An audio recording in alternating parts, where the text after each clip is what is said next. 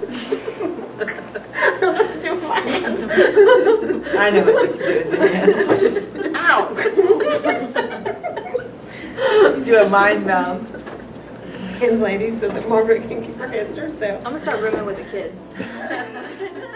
My name is Kayla Martell, and I believe this is my second or third year at Alopecia Palooza, and I'm so excited to be here. I love being around any kind of kids that I can be around. However, I especially love CAP kids because they have such great positive energy and they're so excited to be here. And I'm Margaret, and this is, I think, my third or fourth one. Is this the fourth one?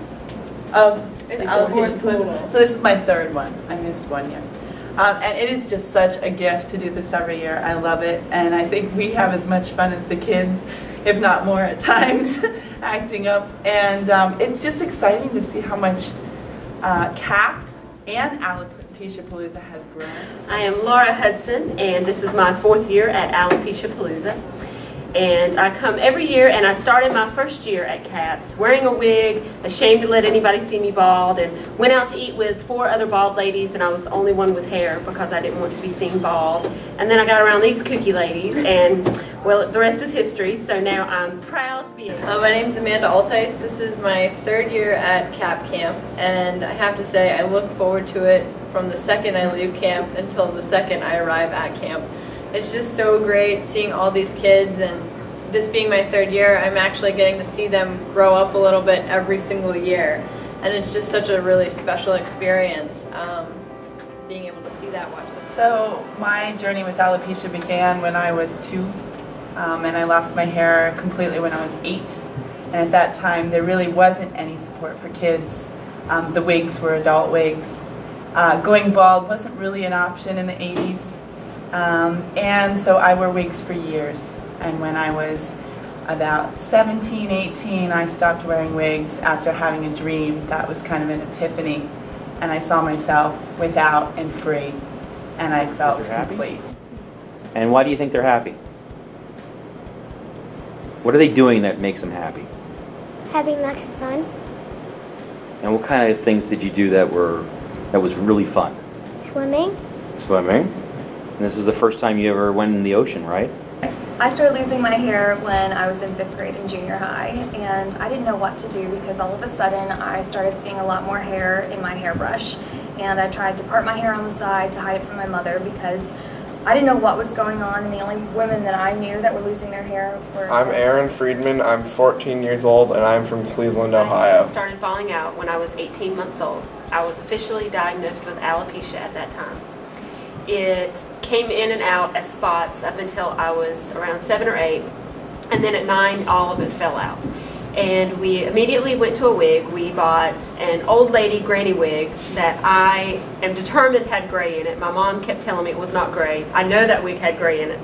And the day I wore my wig to school the first day, I remember walking down the hallway, and teachers were noticing me as I was walking down the hallway, and I saw in the corner of my eye 2 teachers. They were laughing at me. Did you meet any kids that are like really good friends now that you can say that guy's my buddy or that girl's my buddy?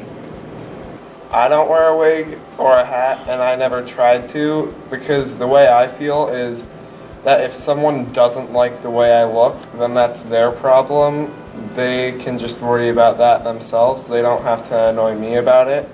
And if they do, I can just ignore them or tell them that I have alopecia. It's the way I am. This is me. I'm not going to change for you. A girl from Mexico. A girl from Mexico? Mia. Mia. So Mia's your friend. I started to lose my hair first when I was 2 years old. I lost all my hair, and then it came back. And then when I was 12, I lost it all again. And I remember that summer having stragglies. I call them stragglies. But I felt like they made me look more sick than if I were to just shave it all off. So I took control of the situation, being the bold 12-year-old that I was at the time, and one day I shaved off most of my hair, as much as I had, as much as I could. And I got to the end of it, and I had one spot that I wasn't able to reach. And so when my dad got home from work that day, I called him upstairs, and I didn't tell him why.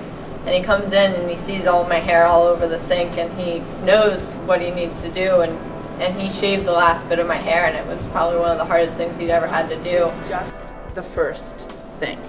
Right. That's just the surface, no pun intended. I mean, that's really just scratching the surface.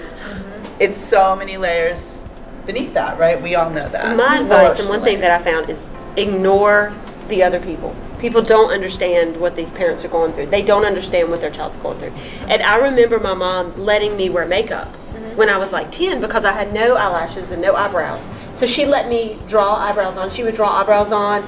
We would draw, she would do eyeliner, and I was wearing makeup. I think one of the 10. best things that my mom did was just let me have my own journey, and she also allowed herself the chance to grieve, because I think as a parent, if you see your daughter or your son going through this process, you want to just put on a happy face and just, you know, do the best thing you can to make them smile, and that's terrific. But as a parent, I'm sure that you have to go through your own grieving process privately so that you can put on a good face for your kids, and that way be strong when you're with them. So allow yourself your own personal journey as a parent, and then when you're around your kids, do what you need to do to keep them uplifted, keep them feeling supported, keep them feeling loved and happy, because you're influencing their journey as well.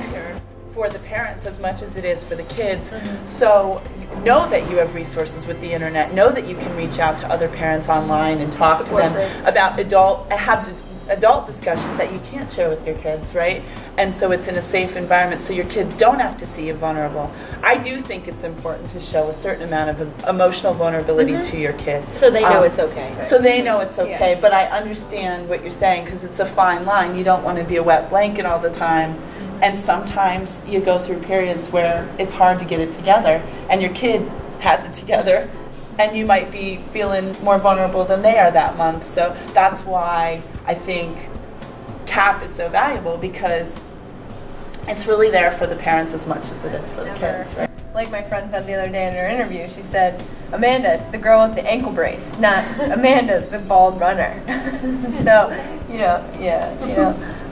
so you have an identity different from what your physical attributes are. I think one of the greatest things that I've learned from my experiences with alopecia are to just free yourself. Let yourself be free, allow yourself the chance to be open, allow yourself the chance to love yourself, because if you deny yourself that, then years down the road you might find yourself with regrets, and I'd hate you to have regrets that revolve around your hair. So learn to love yourself just as you are. Yep. We're all doing it. You can hold my hand. Be a really good cheerleader. Skateboarding friend. I learned a long time ago that I had to use my difference to make a difference. So I challenge you to do the very same thing, because I need you and you need me. I'm going to start drinking that. Here we are at Cap Camps. To your children. Never underestimate your power. You have an incredible opportunity to enhance the lives of the people around you. My advice to a CAP kid would be to just be yourself. You know, if you're a soccer player, you play soccer. If you're a swimmer, you swim. If you, participate in ballet, do ballet. Having alopecia should not hold you back or stop you from anything that you do. And make the decisions that are best for you. Bye. See you later. We love you.